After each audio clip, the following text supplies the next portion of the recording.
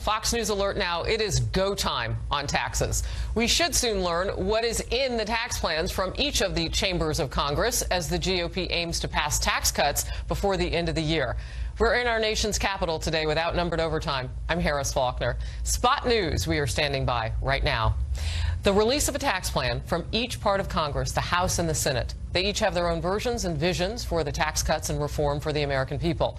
We're told the House Tax Writing Committee is making some final tweaks, and Republican senators are being briefed right now on their plan, which is expected to have some significant differences from the House proposal. The Senate will reportedly remove the federal deduction for state and local taxes. You know, you've been hearing about it. It's called SALT.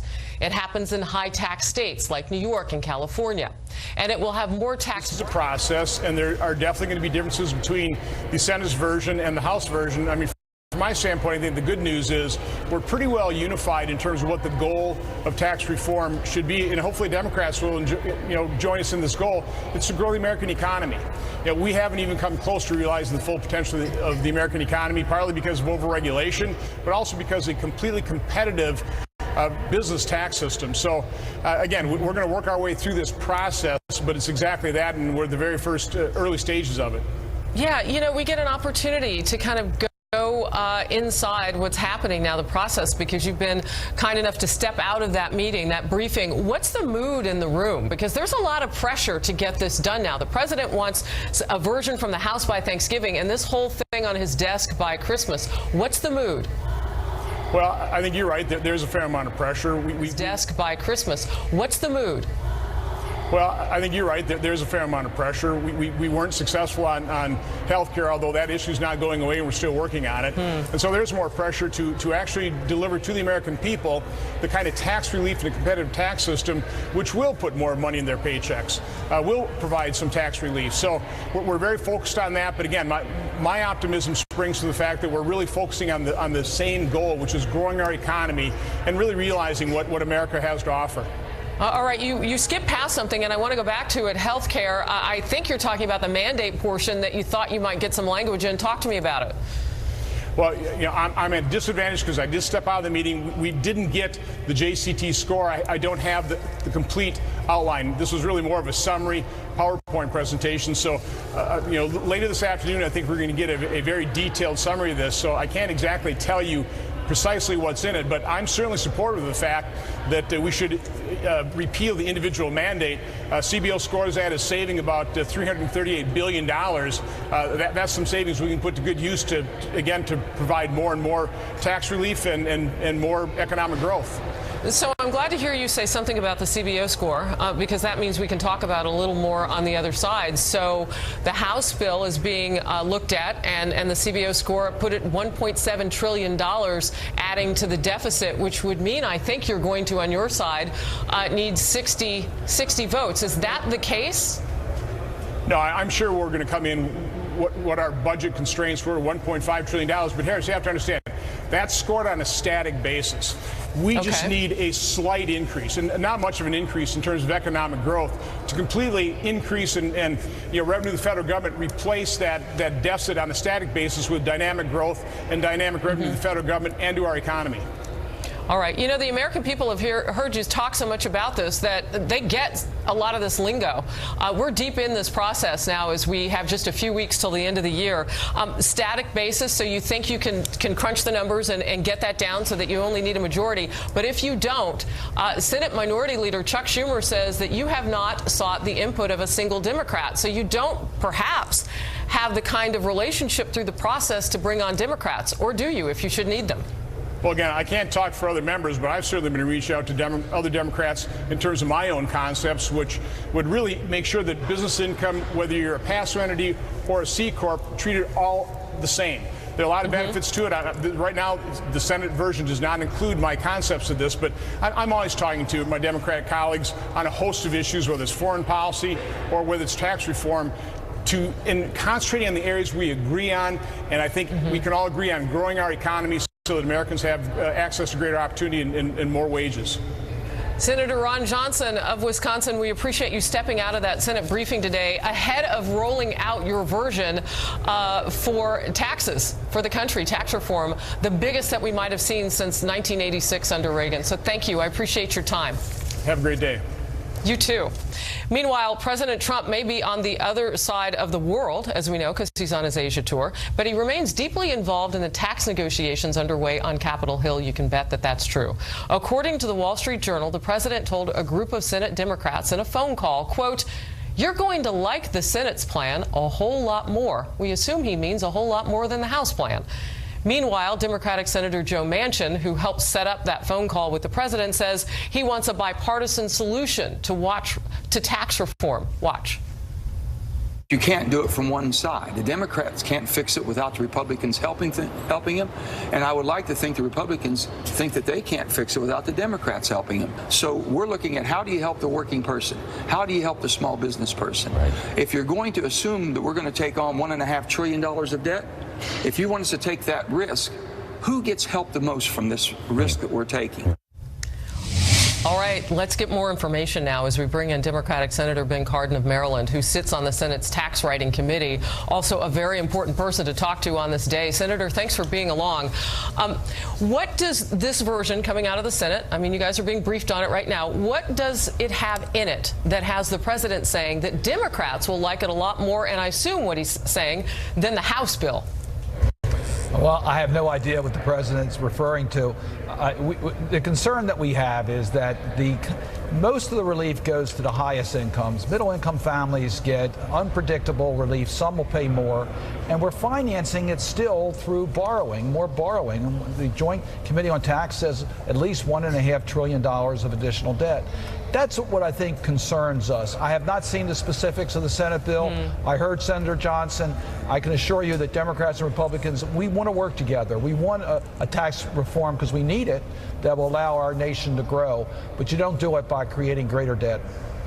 What are some of the other sticking points? I mean, you've had some Republicans say that they're going to sit on the sidelines for a bit before they commit to this. What's out there?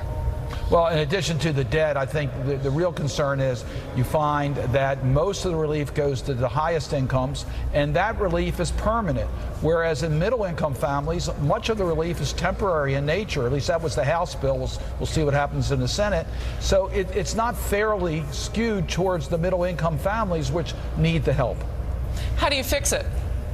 Well, I think you fix it first by doing what Senator Johnson said. Let's work together, Democrats and Republicans. Let's have a more open process. This is not easy. We're seeing that the Republicans are having to make changes because of unintended consequences. Let's give it a little bit more time. Let's work together, and let's see where we can come together. So I'm hearing a little bit of a difference. Do you think you're going to need Democrats? Because, I mean, you are in the majority, and if you can get the debt portion of this down on the House side, there's a good chance you could do it just by yourselves, or is that not the case? Well, they're using reconciliation so they can pass a bill on a party line vote.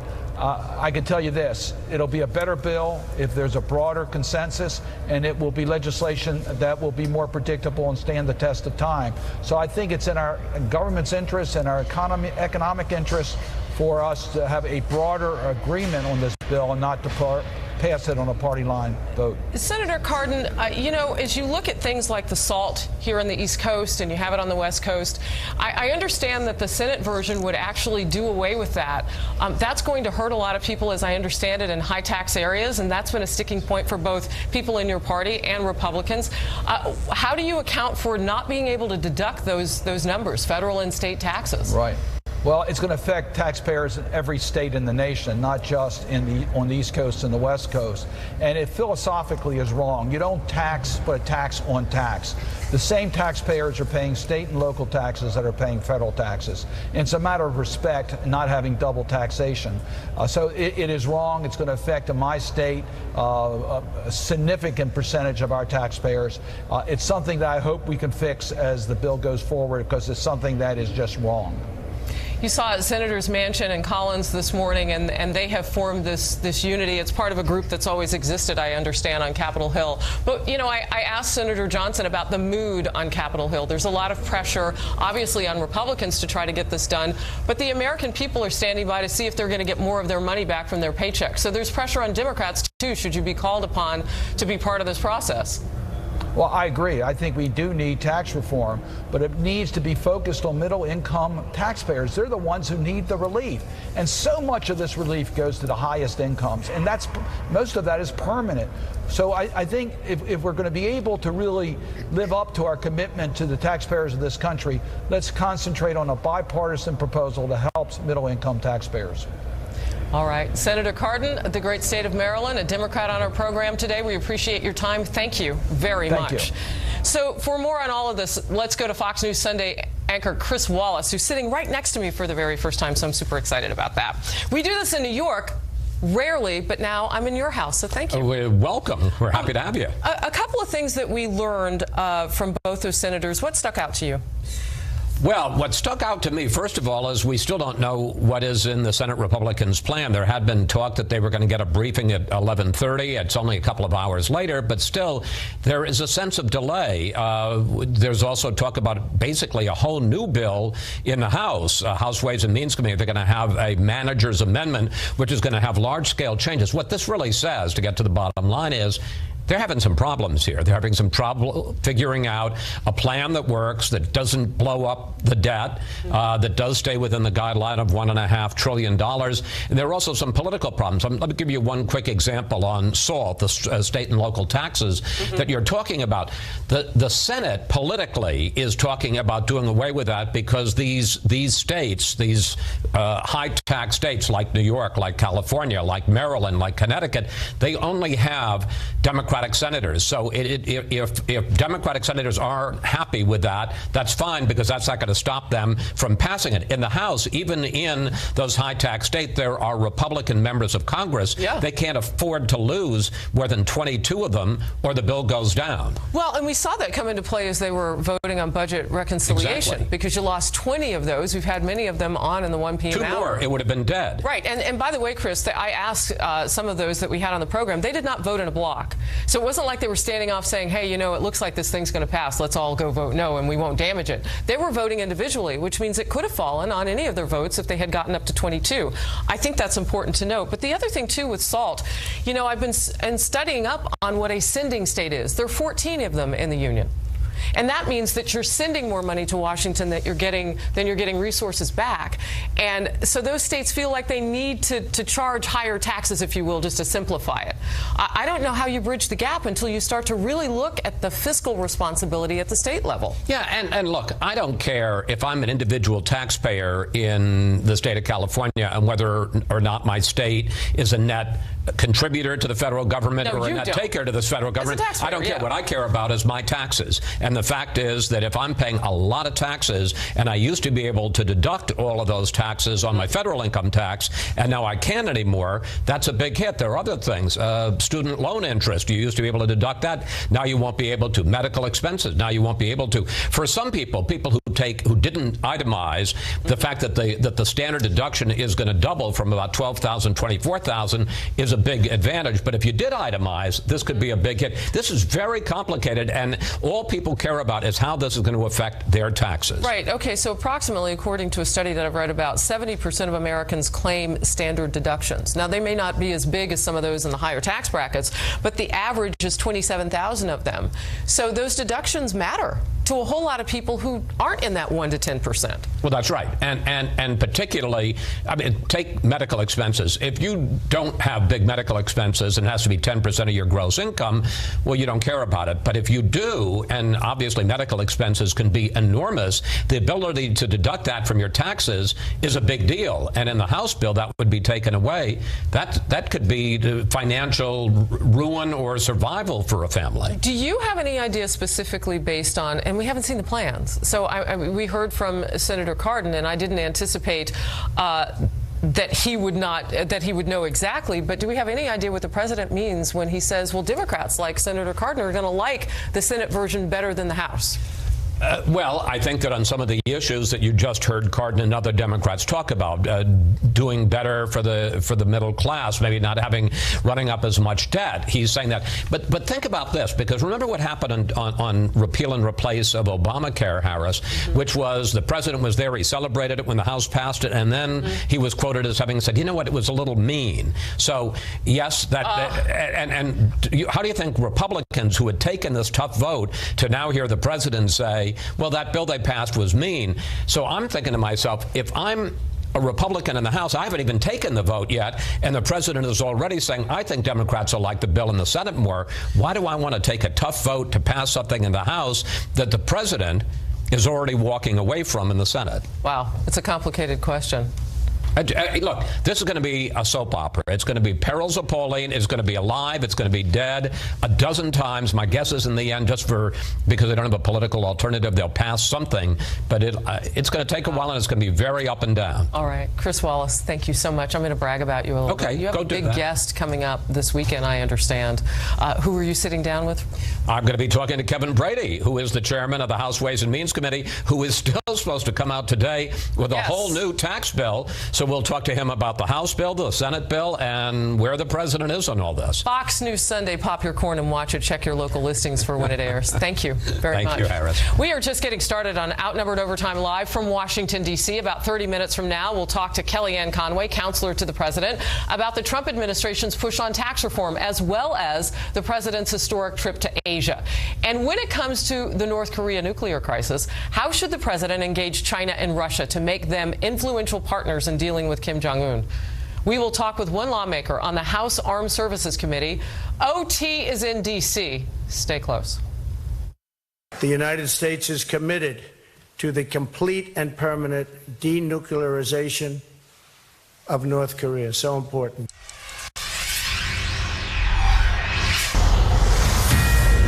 I am calling on China and your great president to hopefully work on it very hard. I know one thing about your president. If he works on it hard, it will happen. There's no doubt about it. I'm also calling on Russia to help rein in this potentially very tragic situation. That was President Trump, obviously, from earlier on the second day of his trip to China, part of his total trip to Asia, as he ramps up pressure on Beijing and Russia to more isolate North Korea amid the growing nuclear threat from that rogue regime, as we often call it. Let's bring in Arizona Congresswoman Martha McSally, who sits on the House Armed Services Committee. Congresswoman, great to have you today. So the president speaking directly to Kim Jong-un, and people are saying that it's rather historic because he really used some strong terms right there to him. That is so crucial. I was in the military 26 years, and deterrence theory, if you want your opponent or an enemy who is a potential existential threat, who is marching towards a nuclear capability to hit America, if you want them to be deterred from their action, you have to make sure that they think you are willing and able to take action that is so hard on them that they will change what they're doing. And so that message was certainly to North Korea, but also to China. All right, so deterrence theory coupled with what else would work with Kim Jong-il? Because you have people who are arguing now, and you've heard it from Ambassador John Bolton. You saw it with Rex Tillerson. We're going to still, the Secretary of State, we're going to still try all of this diplomacy right up until the time when that's no longer an option. We need to use all elements of our national power. So that's diplomatic, it's economic, and it's deterrence by military strength and the ability and the willingness, if we need to stop this threat from happening. We cannot let it happen. So if you look at what's happened since this administration has been in office, they have ramped up the sanctions. We've gotten Russia and China to vote on 2 rounds of sanctions at the UN Security Council. That is a big deal. China has in the past really played both sides of this. They say they're cooperating, but then they really like to have North Korea being a menace to the United States in the area. And so they've always been kind of out of both sides of their mouths. Now I think they're starting to realize that their, Frankenstein that they've created is out of control and is a threat to global security, regional security, and they don't want Americans on the Yalu River. And the implications of them continuing to get this nuclear capability are very real. So China has now agreed. You see the trade deficit has gone down. The imports are going down. They've made their own decisions after the Trump administration's economic sanctions that we've put on unilaterally as well to stop working banks with North Korea businesses. They're now realizing that this is so serious that they've got to get on board.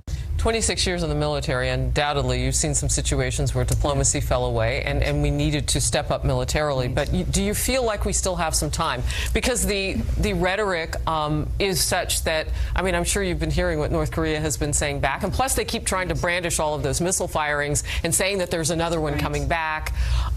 So how do we kind of posture and yet also keep diplomacy as part of the table, on the table? Well, I think President Trump and the administration are doing that through their diplomatic efforts, which are strong and ongoing, through these economic sanctions. Important to be there now? Absolutely. You can't do it from home. Absolutely. He's got being there and being on the peninsula and speaking directly to Kim Jong-un is a really big deal, and showing like we are willing and able to stop you from being this threat, and our military is ready. It's an awful option, don't get me wrong, but you have to see the whites of their eyes for them to maybe start changing their behavior, and it's got to be managed very carefully. But if our enemies and our opponents don't think that we're willing and able to address these threats, then they won't start changing their behavior. So we got to do it all. And our military is the best in the world. With our partners in our alliance with South Korea, we've got to make sure we stop this threat from happening. All right. Real quickly, does he go to Russia? Yes or no? Should he? Should he go to Russia? Not to go to Russia, but meet with Putin, rather. Putin has actually been, working around the sanctions, working directly with North Korea. He's critical, not as critical as China, but we've got to get them on board as well. All right. Congressman McSally from Arizona, thank you very much. We appreciate your time. Coming up, Kellyanne Conway, counselor to the president on the historic trip and how the president is engaging world leaders to deal with the global crisis that is North Korea. So we'll go a little bit deeper on this conversation. We'll also talk about tax reform with Ms. Conway, and former DNC chair Donna Brazile dropped a bombshell. She's been doing that a lot lately with her claims about the Clinton campaign's influence within the Democratic Party. Now she's raising eyebrows again, this time on her role in leaking those debate questions. Remember that? Our power panel weighs in next. Stay close.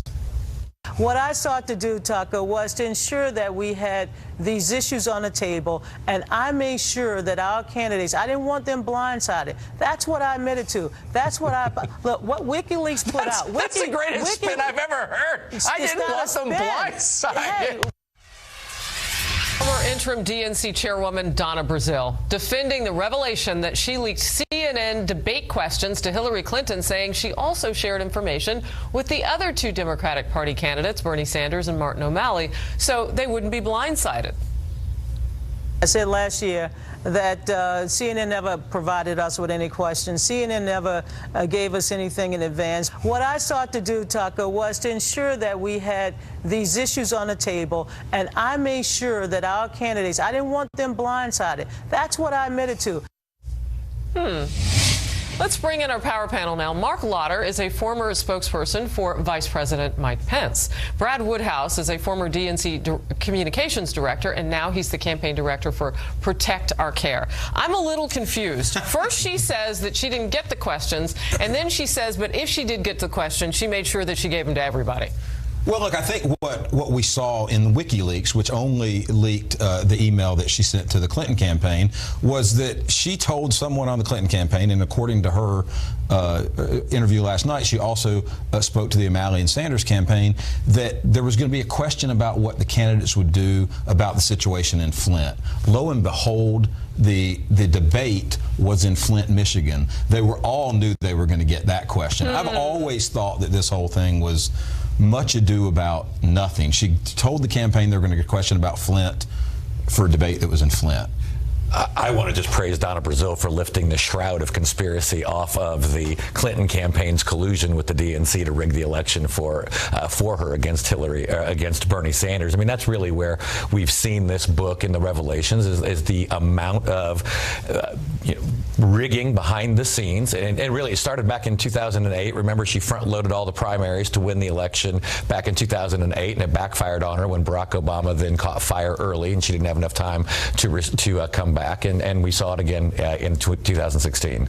Brad, that's pretty succinct. Well, let me speak to this, because I ran a super PAC that supported Hillary Clinton beginning in the primaries in 2015. I'm also the former communications director of the DNC. I spent 5 years there. I know exactly what was going on during this period of time. And the Clinton campaign, no matter what MOU or whatever else they signed, they didn't get their way at the DNC. So are you saying that Donna Brazile is not telling the truth? I'm saying Donna Brazile brought out in her book an MOU that said that the Clinton campaign got certain considerations related to staff for the general election. But I know for a fact the communications director they hired, that the DNC hired, was not the choice of the Clinton campaign. The general election director that the DNC hired was not the choice of the Clinton campaign. It did not work out in practice. And let me add one other thing.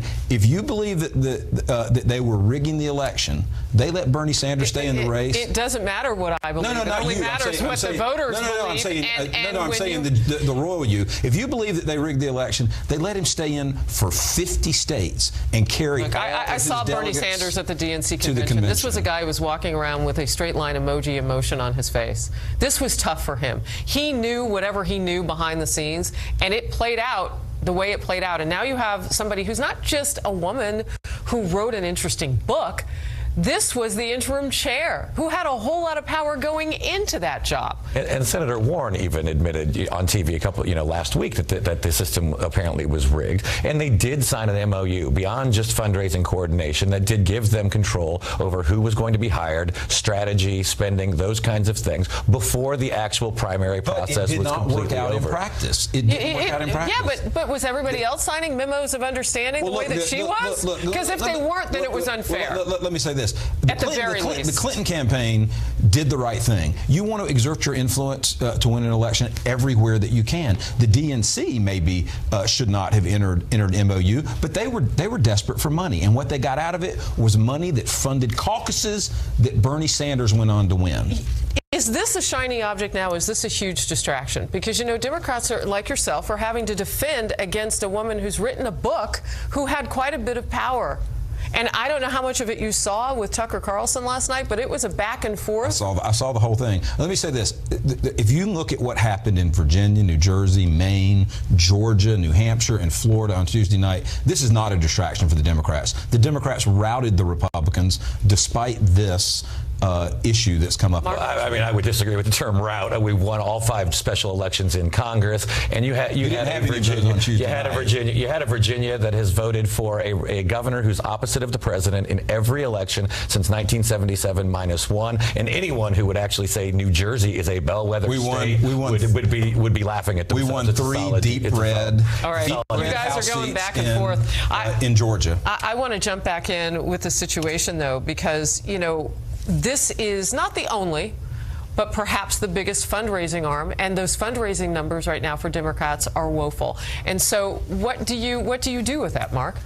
Well, obviously, the Democrats don't have a message right now other than resist. That's the only thing they stand for. They've raised paltry money off of that, where the Republicans are out there talking about passing tax reform, providing middle-class tax relief, repealing and replacing Obamacare, and as we're seeing on a world stage right now, taking on our enemies, bringing the world together to confront the challenges that are North Korea that have been kicked down. The can has been kicked down the road for 25-plus years. This president's talking about doing something. Republicans are united behind that, and they're moving forward, not only with their wallets. Look, Tuesday night says that the Republican message is fake. I'm going to keep you right here. We'll talk about it. Stay close.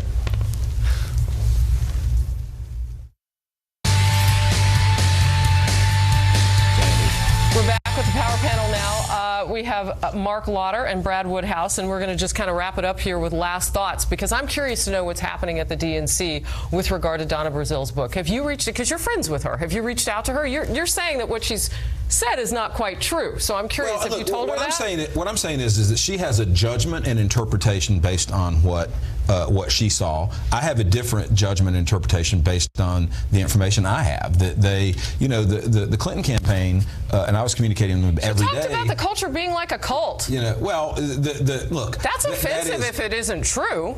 Well, look, I went to Brooklyn many times. I didn't think it was a cult. I thought it was a typical campaign experience. I don't know what she experienced, but her judgment and interpretation is different than mine. I know the Clinton campaign was frustrated with the DNC throughout the course of the campaign. I don't think that they were running the DNC you had to the a little detriment bit of Bernie Sanders. And I don't mean to leave you out here, Mark, but I want to press in a little bit. I know I'm kind of I'm probably asking some questions you have. But you had a little bit of a Saturday night massacre situation over at the DNC where you fired some people. I know the finance director's gone, and that's not tied to the Donna Brazile book necessarily, but it is tied to those fundraising woes. I want to get you in here.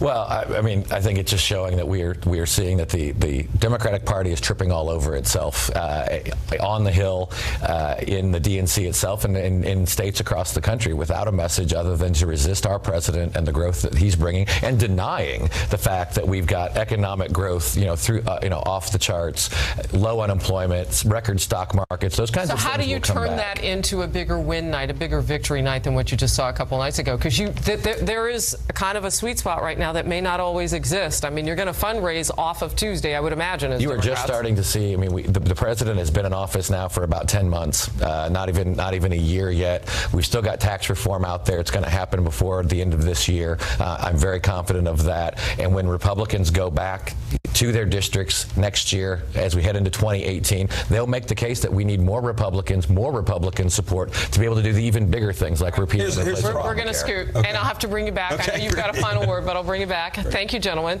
Dueling tax reform plans now emerging between House and Senate Republicans. Republican House lawmakers are about to reveal the changes that they have made. We understand they are big to their tax bill, as their Senate colleagues are about to unveil their own plan. We expect that to happen today. So how will the White House get both sides within their own party together bicamerally on the Hill to make sure legislation gets to the president's desk?